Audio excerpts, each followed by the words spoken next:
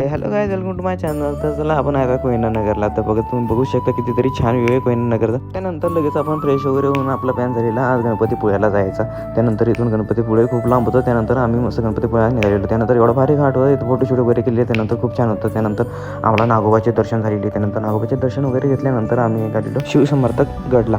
ते पण शिवाजी महाराजांचे खूप हिस्टॉरिकल प्लेस होतं, म्हणजे थोडंफार हिस्टॉरिकल कहाण्या वगैरे होती, स्टोरी वगैरे होती. त्यानंतर ती स्टोरी वगैरे बघितल्यानंतर आम्ही निघालेलो डायरेक्ट आपला गणपतीपुळ्याला. त्यानंतर एवढा तर छान व्ह्यू होता, अरे बापरे काय सांगा, खूपच भारी वाटत होतं. त्यानंतर मस्त गणपतीपुळ्याला मग आम्ही आज पोहोचल्यानंतर त्यांच्या गणपतीपुळ्याला पोहोचल्यानंतर असं तो भारी फील येत होतं. त्यानंतर लगेच बाईक वगैरे पार्क केलेली. त्यानंतर लगेच गेलो दर्शनाच्या लाईनला गेलो.